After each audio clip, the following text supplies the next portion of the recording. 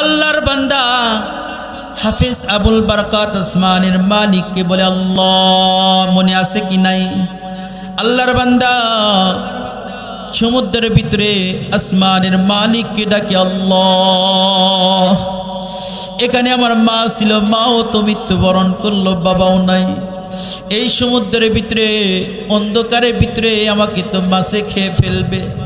আল্লাহ, আমি তো হাফিজে কোরআন, তুমি আমার হেফাজত করো। কিতাবের ভিতরে পড়লাম আল্লাহ তাআলা হাফেজ আবুল বারাকাত এক কিতাবের ভিতরে আসছে তুমি মাছ পার করিয়া দেয়, আর একটার ভিতরে আসছে তক্তার উপর ভর করে হাফেজে কোরআনকে আল্লাহ তাআলা মালদ্বীপের কিনারে পৌঁছাইয়া দেয়। সুবহানাল্লাহ। হাফেজ আবুল বারাকাত মালদ্বীপের কিনারায় আসিয়া সুন্দর করিয়া আসমানের মালিকের কদমে সিজদায় পড়ে আল্লাহ, তুমি আমার এই সমুদ্রের ভিতর থেকে রক্ষা করলে আল্লাহ, তোমার কদমে হাজার শুকরিয়া আল্লাহ। আল্লাহ, এখানে তো আমার আপন বলতে কেউ নাই, মাত্র 12 বছর বয়স হাফেজে কোরআন। 12 বছরের বাচ্চা কি বুঝবে? হাফেজে কোরআন আসমানের মালিকের কদমে সিজদায় পড়িয়া কান্না করে। হঠাৎ করিয়া যখন সূর্যোদয় হয়, ওই টাইমে যখন ব্রাহ্মণ যখন মন্দিরে আসে, মন্দিরে যখন আসিয়া পূজা করবে, যখন একটা আলো নিয়ে আসে, যখনই আলো নিয়ে আসে, হাফেজ আবুল বারাকাত যখন কোরআন তিলাওয়াত করে, কোরআন তিলাওয়াতের সঙ্গে সঙ্গে মন্দিরের আলোটা নিভিয়ে যায়। সুবহানাল্লাহ। এই জন্য আল্লাহ বলেন কিতাবুন আনজালনাহু ইলাইকা লিতুখরিজান নাসা মিনাজ যুলুমাতি ইলান নূর। আল্লাহ তাআলা বলেন, হে মুহাম্মদ সাল্লাল্লাহু আলাইহি ওয়াসাল্লাম, তোমার উপর এমন একটা কিতাব নাজিল করলাম, এই কিতাব দ্বারা মানুষকে অন্ধকার পথ থেকে আলোর পথে নিয়ে আসে। সুবহানাল্লাহ। হাফেজ আবুল বারাকাত যখনই মন্দিরের সামনে কোরআন তেলাওয়াত করে, মন্দিরের ব্যক্তি, মন্দিরের যে দায়িত্ব খাদেম, উনি বুঝাইতেছে, বাবা তোমার বাড়ি কোথায় বলেন তো দেখি। মক্কার ভাষা কি আরবি না বাংলা? মক্কার ভাষা আরবি, কথা বলেন ঠিক কিনা? আমার আপনার কবরের ভাষা হবে কি বলেন তো দেখি? আরবি ভাষা, কথা বলেন ঠিক কিনা? আমার আপনার কবরের ভাষা হবে আরবি ভাষা। কবরের ভিতরে বাংলা ভাষা চলবে না। আমি আর আপনি বাংলার গুরুত্ব দেই, হ্যাঁ বাংলা পড়েন, ইংরাজি পড়েন, ইংলিশ মিডিয়ামে লেখাপড়া করেন, কিন্তু আগে কোরআন শিখতে হবে, কথা বলেন ঠিক কিনা? আজকে যদি কোরআন পড়েন, এই কোরআন যদি ভিতরে থাকে, খোদার কসম করিয়া বললে ভুল হবে না, ওই বান্দা কোনোদিন নাস্তিক হবে না, কথা বলেন ঠিক কিনা? আজকে যদি কোরআন যদি না থাকে, দেখা যায় কোরআন থাকবে না, ওই বান্দা সালাত আদায় করতে চাই না, ওই বান্দা নামাজ পড়তে চাই না। ওই বান্দার ভিতরে যদি কোরআন থাকে, অবশ্যই অবশ্যই ওই বান্দা একসময় দিনের পথেই থাকবে, কথা বলেন ঠিক কিনা? হাফেজ আবুল বারাকাত বুঝাইতে চায় আমার বাড়ি মক্কা, কিন্তু উনাদের ভাষার সাথে তো ভাষা পড়ে না, মালদ্বীপের ভাষা পড়তেছে না। হাফেজ আবুল বারাকাত বুঝাইতে চায় আমার মা নাই, আমার বাবাও মারা গেছে সমুদ্রের ভিতরে, মাও মারা গেছে, আমাকে একটু থাকতে দেন, আমি নিজে কামাই করিয়া নিজেই খাবো। মসজিদে ইমাম সাহেবরা ভরসা করে কার উপর বলেন তো দেখি? আল্লাহর উপর ভরসা করো। ফিস সামাই রিজকুকুম ওয়া মা তুআদুন, রিজিক তো আসমানে বন্টন হয়, কথা বলেন ঠিক কিনা? হাফেজ আবুল বারাকাত বুঝাইতে চায়, আঙ্কেল আমাকে একটু থাকতে দেন, আল্লাহ তাআলা আমাকে খাওয়াইবে। অনেক ভঙ্গিমার পরে মন্দিরে যে দায়িত্ব আছে ওনাকে বুঝায়, আমি মুসলমান, বুঝাইতেছে। মন্দিরে যে দায়িত্ব আছে উনি বুঝাইতেছে, হ্যাঁ তুমি আমাকে আঙ্কেল বলিয়া পরিচয় দিয়েছো। আমার একটা বোন আছে, কিছুদিন পূর্বে আমার বোনের স্বামী দুনিয়া থেকে চলিয়া গেছে, একটা মাত্র ওনার মেয়ে আছে, ওই বাড়িতে তোমার থাকার ব্যবস্থা করে দিতে পারি, কিন্তু তুমি পরিচয় দিতে পারবা না তুমি মুসলমান। বলতেছে তুমি যদি পরিচয় দাও তাহলে তোমাকে হত্যা করে ফেলবে, কিন্তু পরিচয় আমার আর তোমার ভিতরে থাকবে, তুমি মুসলমান আর আমি মন্দিরের দায়িত্ব আছে আমি কোনোদিন বলবো না। হাফেজ আবুল বারকাতকে নিয়ে যাওয়া হয়, উনার বোনের কাছে নিয়ে যাওয়া হয়। বোন, আমার ভগ্নিবতী তো কিছুদিন পূর্বে মারা গেছে, কিছুদিন আগে মারা গেছে, এই ছেলেটা তোমার বাড়িতে থাকবে, তোমার বাড়িতেই খাইবে। উনার বোন বোঝাইতে চাই আমি তো নিজেই চলতে পারি না, নিজেই খেতে পারি না, এই বাচ্চাকে কিভাবে খাওয়াবো। হাফেজ আবুল বারকাত উনার ভঙ্গিমাই বোঝায়, মা দুনিয়ার ভিতরে মধুর ডাক, মা কথা বলেন ঠিক কিনা? দুনিয়ার ভিতরে যত ভিক্ষুক আছে দেখবেন ভিক্ষা করতে যায়, বলে না বাবা দে, বাবা দে, ভিক্ষা দে, দে বাবা দে, 10টা টাকা দে, 50টা টাকা দে, এ কথা বলা হয় না। ওই ভিক্ষুক যাইয়া বাড়িতে যা বলে মা কিছু দাও, মা এমনই একটা মধুর ডাক, মা বলিয়া যখনই ডাক দেয় ঘরের ভিতরে যা থাকে সব কিছু বের করিয়া দেয়। কথা বলেন ঠিক কিনা? হাফেজ আবুল বারকাত যখন মা বলিয়া ডাক দিয়েছে, মা বলিয়া ডাক দিয়েছে, মনটা নরম হয়ে গেছে। আর হাফেজ আবুল বারকাত বুঝাইতেছে, মা তুমি আমারে থাকতে দাও, আমি তোমারে জঙ্গলে কাঠ কাটিয়া তোমারে বাজারে বিক্রি করিয়া তোমারে আমি খাওয়াবো, তোমাকে আমি খাওয়াবো। হাফেজ আবুল বারকাত তো জানে রেজেক তো আসমানে বন্টন হয়, রেজেক তো দুনিয়ার ভিতরে বন্টন হয় না, আসমানেই তো রেজেক বন্টন হয়। হাফেজ আবুল বারকাত মুসলমান এ কথা পরিচয় দেয় নাই। হাফেজ আবুল বারকাত একদিন নয়, 2 দিন নয়, জঙ্গলে যায়, কাঠ কাটে, বাজারে যায়, বিক্রি করে। হঠাৎ করিয়া কিতাবের ভিতরে পড়লাম 6 মাস, আর এক কিতাবের ভিতরে লেখছে 1 বছর। যাই হোক, 1 বছর 6 মাস হোক, হাফেজ আবুল বারকাত আমরা 1 বছরই ধরে নেই। হাফেজ আবুল বারকাত যখনই বাড়িতে আসে, আসার পরে দেখে বিদ্যা মা এবং ওনার একটা বোন ছিল 14 বছরের বয়স, ওই বোন কান্না করে। হাফেজ আবুল বারকাত বলে, মা কান্না করো কেন? কয় বাবা তুমি কি জানো না আজকে তোমার বোনের মৃত্যু হবে? বলেন নাউজুবিল্লাহ। হাফেজ আবুল বারকাত বলে, নাউজুবিল্লাহ। মা আমার কোন দিন মরণ হবে আল্লাহ জানে, মা তোমার কোন দিন মরণ হবে আল্লাহ জানে, তোমার বোনে আমার বোনের কোন দিন মরণ হবে আল্লাহ জানে। মা তুমি বলতেছো তোমার বোনের মৃত্যুবরণ হবে, এটা আমি বিশ্বাস করি না। আজকে তোমাকে আমি পরিচয় দেই, আমি মুসলমান। আল্লাহু আকবার, আমি মুসলমান। মা তোমারে আমি পরিচয় দিই, আমি মুসলমান, আমি হাফেজে কোরআন, আমি হাফেজে কোরআন, আমি এটা বিশ্বাস করি না। কয় কি হয়েছে খোলাসা করিয়া বলো। 1 বছর যখন ওই এলাকায় থাকে, ওই এলাকার ভাষাগুলো বুঝিয়া গেছে। কথা বলেন ঠিক কিনা?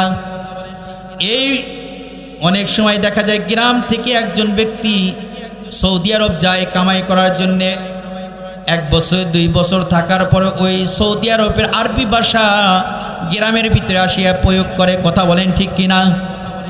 হাফেজ আবুল বারকাত 1 বছর হয়ে গেছে, মালদ্বীপের ভাষা শিখিয়া গেছে। হাফেজ আবুল বারকাত বলতেছে, মা বিষয়টা আমাকে খুলিয়া বলো। ও যে 1 বছর আগে যে একটা মন্দির তোমাকে ও যেখান থেকে নিয়ে আসছে, ওই মন্দিরের ভিতরে প্রত্যেক বছরই একটা করে কুমারী মেয়েকে দিতে হয়। ওই কুমারী মেয়ের সাথে আমাদের ভগবান, বলেন নাউজুবিল্লাহ, আমাদের ভগবান আসিয়া ওই মেয়ের সাথে কুমারী মেয়ের রক্ত খায় এবং জিনা করে, জিনা করিয়া মারিয়ে থুয়ে যায়। পরের দিন ওই লাশটাকে আমরা আগুনে পুড়িয়ে দেই। হাফেজ আবুল বারকাত বলে, এটা আমি বিশ্বাস করি না মা, এটা আমি বিশ্বাস করি না মা। আমি যেহেতু হাফেজে কোরআন, আমার ভিতরে কোরআন আছে, আমার পয়গম্বর জনাবে মুহাম্মদুর রাসূলুল্লাহ সাল্লাল্লাহু আলাইহি ওয়াসাল্লাম আমার পয়গম্বর। সুবহানাল্লাহ। বলতেছে হাফেজে কোরআন বলতেছে, মা আমার যেহেতু 12 বছর বয়স, এখন পর্যন্ত আমার চুল দাড়ি আমার এখন পর্যন্ত মোজ জ্বালাই নাই, দাড়ি জ্বালাই নাই। মা তুমি আমারে কাপড় পরাইয়া দাও। বলেন তো দেখি মক্কা শহরের বাচ্চারা সুন্দর হয় কি হয় না? সৌদি আরবের লোক সুন্দর হয়, চেহারার উজ্জ্বল হয়। হাফেজ আবুল বারাকাত বলে মা তুমি আমারে কাপড় পরাইয়া দাও। কাপড় পরাইয়া দিয়ে এখানে বসাইয়া রাখো, আল্লাহ আমাকে হেফাজত করব। কিতাবের ভিতরে আসছে মনে মনে ভাবতেছে হাফেজ আবুল বারাকাত তো আমার আপন সন্তান না, আমার এই কন্যা এটা তো আমার কলিজার টুকরা ধন। হাফেজ আবুল বারাকাত পরিচয় এটা তো আমার পালক ছেলে, মৃত্যুবরণ করে করুক। কিতাবের ভিতরে আছে হাফেজ আবুল বারাকাতকে কাপড় পরাইয়া যখন উঠানের ভিতরে বসাইয়া রাখছে, হাফেজ আবুল বারাকাত আসমানের মালিককে ডাকে আল্লাহ আল্লাহ আমি হাফেজ আবুল বারাকাত, এখন যদি আমি ধরা পড়িয়া যাই, আমি চাইতেছি পুরা মালদ্বীপের ভিতরে কোরআনের দাওয়াত দিব। এই মালদ্বীপের ভিতরে কেউ করে গাছের পূজা, কেউ করে আগুনের পূজা, কেউ করে দেবদেবীর পূজা। আয় আল্লাহ একটি বছর আমি হাফেজ আবুল বারাকাত এখানে থাকলাম, একটা বছরের ভিতরে একদিনও আমি প্রকাশ্যে সেজদায় দিতে পারলাম না। আল্লাহ তোমার কদমে সেজদা দিতে পারলাম না। আল্লাহ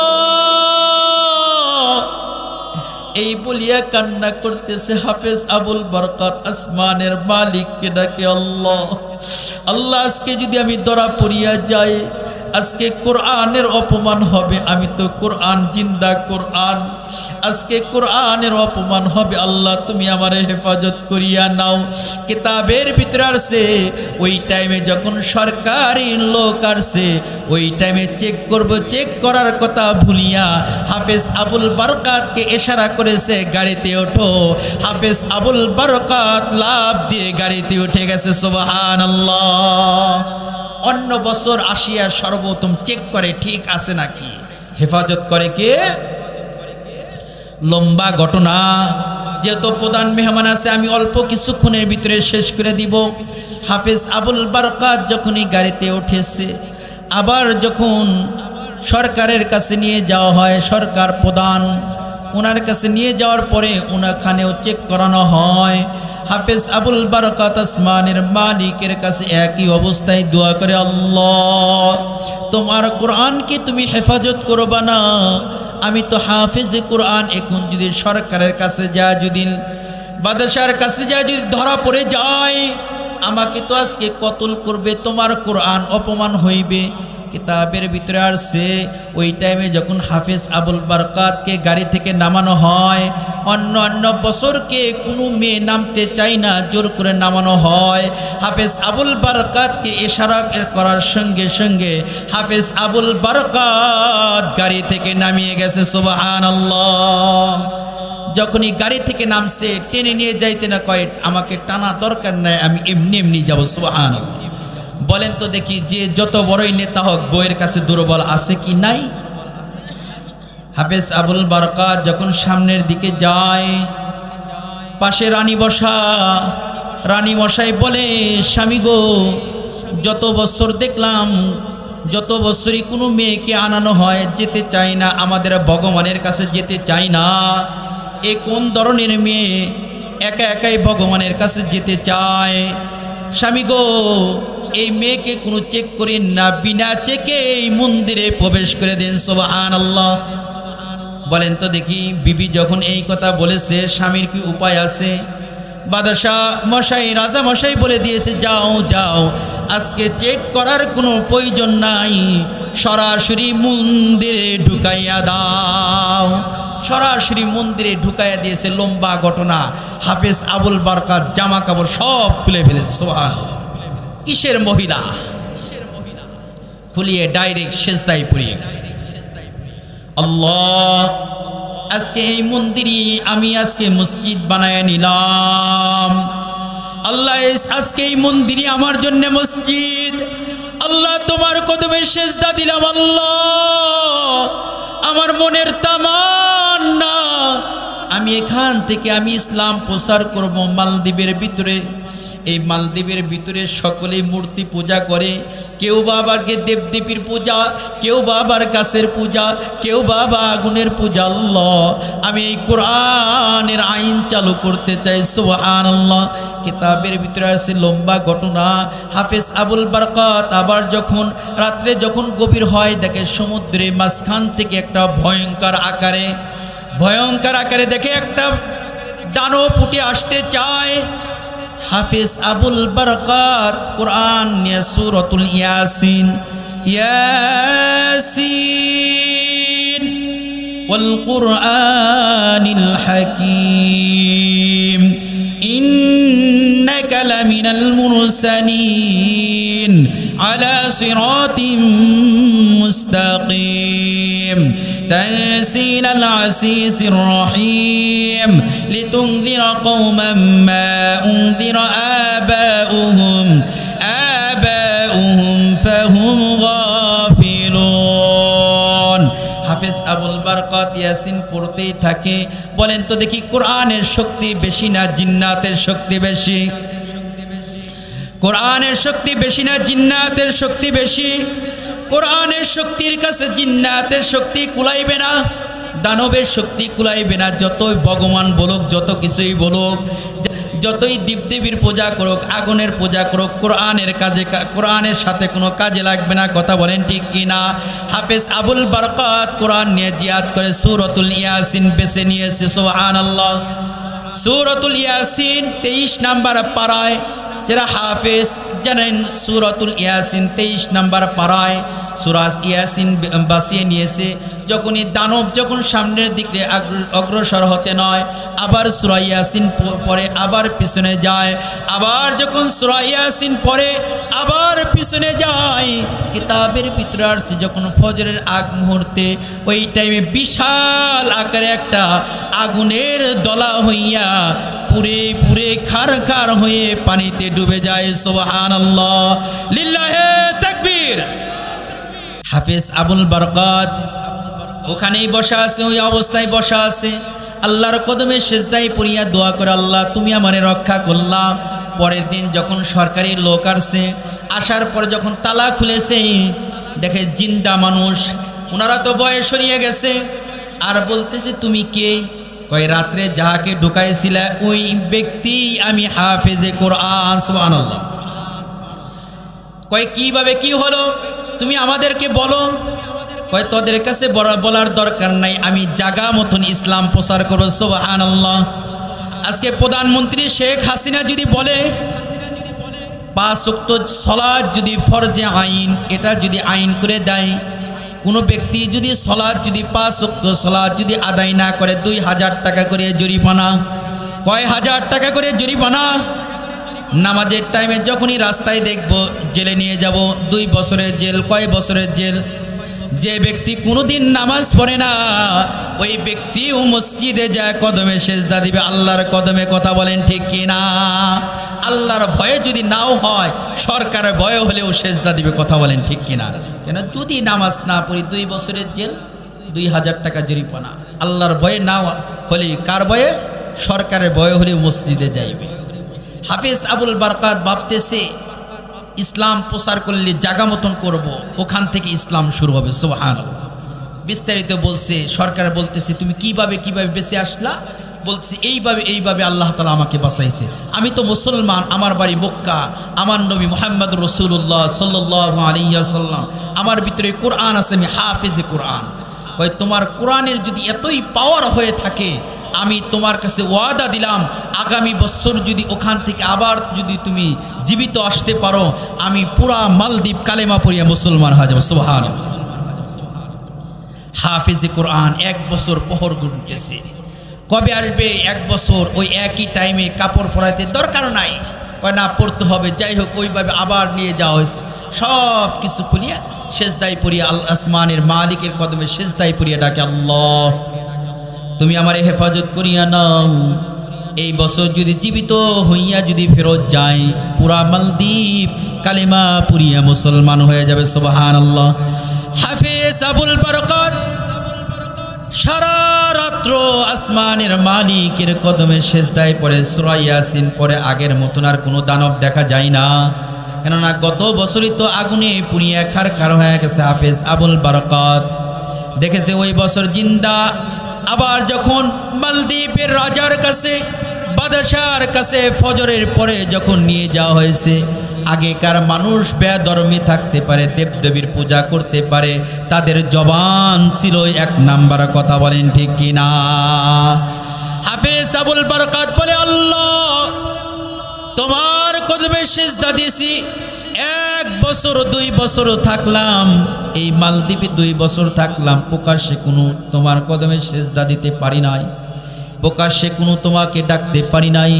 আল্লাহ তুমি এখান থেকে ইসলামের ব্যবস্থা করিয়ে দাও।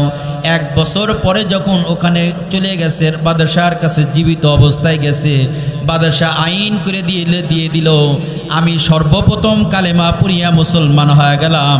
হাফেজ আবুল বারাকাত যে ধর্ম গ্রহণ করে, আমি মালদ্বীপের বাদশাহ ওই ধর্ম গ্রহণ করে নিলাম। সুবহানাল্লাহ। কিতাবের ভিতরে আছে পুরা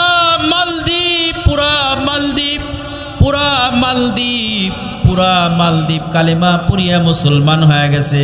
আমার এক বন্ধুবর বলে, আমি মালদ্বীপ নিজে চোখে দেখে আসছি, ঘরে ঘরে মসজিদ, ঘরে ঘরে মাদ্রাসা। সুবহানাল্লাহ।